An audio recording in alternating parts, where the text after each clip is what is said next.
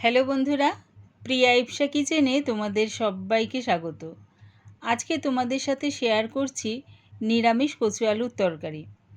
যারা কচু খেতে পছন্দ করো না তারা একবার আমার মতন করে বানিয়ে খেয়ে দেখো। আশা করছি তোমরা কচু খেতে ভীষণই ভালোবাসবে। আর একবার যদি এই রকমভাবে কচু আলুর তরকারি বানিয়ে খাও, বারবার ঠিক এই রকমভাবেই কচু আলুর তরকারি বানিয়ে খাবে। রেসিপিটা ভালো লাগলে প্লিজ আমার চ্যানেলটিকে লাইক ও সাবস্ক্রাইব করে দিও। কচু থেকে প্রথমে খোসাগুলো ছাড়িয়ে নিলাম, তারপরে বড় কচু যদি হয়ে থাকে তাহলে সেটা দুটুকরো করে নিলাম, আর যদি ছোট কচু হয় তাহলে সেটা গোটা গোটাই রান্না করব। এইভাবেই আমি সব কচুগুলো ছাড়িয়ে নিচ্ছি।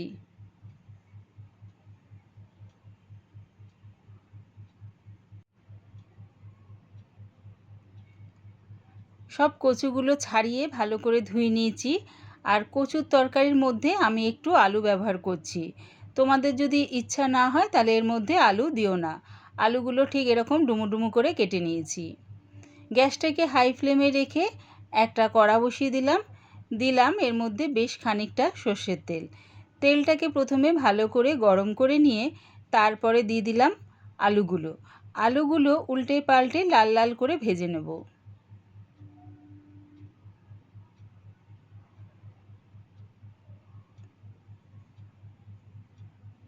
দেখো আলুগুলো লাল লাল করে ভাজা হয়ে গেছে, এবার এটা নামিয়ে নিচ্ছি।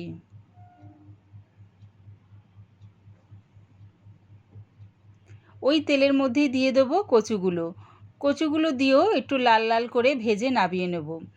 কচু আলুর তরকারি করার সময় কচুগুলো যদি একটু ভেজে নেওয়া যায় তাহলে তরকারির স্বাদটা বেশ ভালো হয়। তাই দেখো কচুগুলো তেলের মধ্যে দিয়ে নাড়িয়ে চাড়িয়ে লাল লাল করে ভেজে নামিয়ে নিচ্ছি।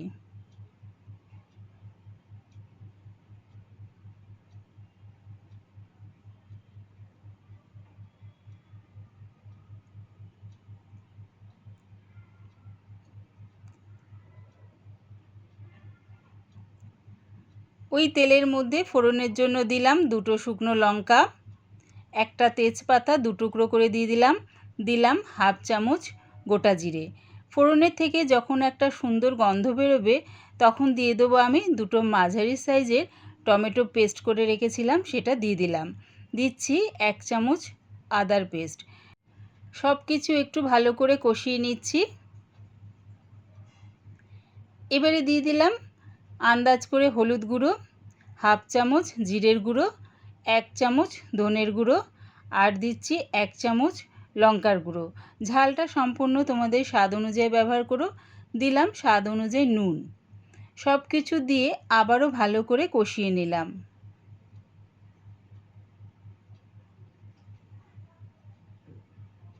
দিলাম একটু মশলা ধোয়ার জলটা দিয়ে আরও একটু কষিয়ে নিচ্ছি।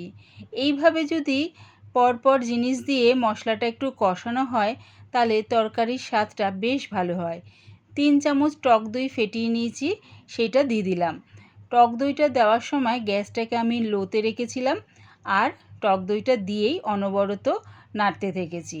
এবারে দিয়ে দিলাম আগে থেকে ভেজে রাখা কচু আলুটা দিয়ে সব কিছুর সাথে ভালো করে মিশিয়ে নেব।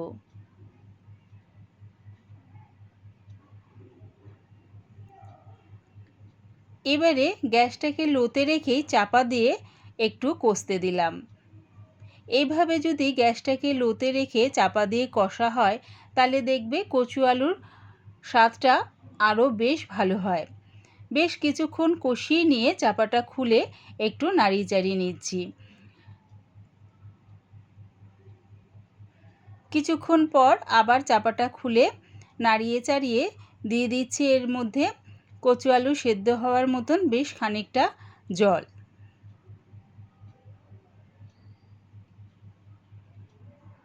জলটা দিয়ে সব কিছুর সাথে ভালো করে মিশিয়ে নিলাম।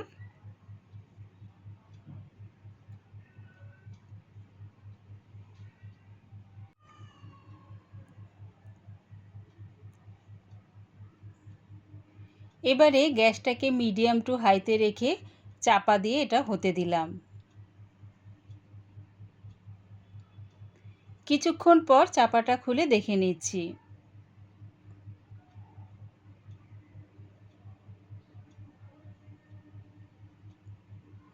দেখো কচুটা খুব সুন্দরভাবে সেদ্ধ হয়ে গেছে।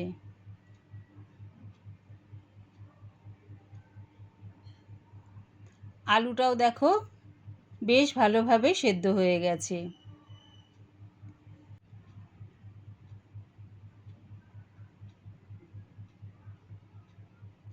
এবারে দিয়ে দিলাম হাফ চামচ গরম মশলা গুঁড়ো। গরম মশলার গুঁড়োটা দিয়ে সব কিছুর সাথে ভালো করে মিশিয়ে নিয়ে আরও 1 মিনিটের মতন ফুটিয়ে নেব। তাহলে কি হবে, গরম মশলার গন্ধটা তরকারির সাথে খুব সুন্দরভাবে মিশে যাবে। রেডি হয়ে গেছে নিরামিষ কচু আলুর তরকারি। একবার আমার মতন করে এই কচুর তরকারিটা বানিয়ে দেখো, কমেন্টের মাধ্যমে জানিও কেমন হয়েছে। আমার এই নিরামিষ কচু আলুর তরকারির রেসিপিটা পুরো দেখার জন্যে প্রিয়া ইপসা কিচেনের থেকে তোমাদের সবাইকে অনেক ভালোবাসা রইল। পুরো ভিডিওটা দেখে ছেড়ে যাওয়ার আগে প্লিজ আমার চ্যানেলটিকে সাবস্ক্রাইব করে দিও।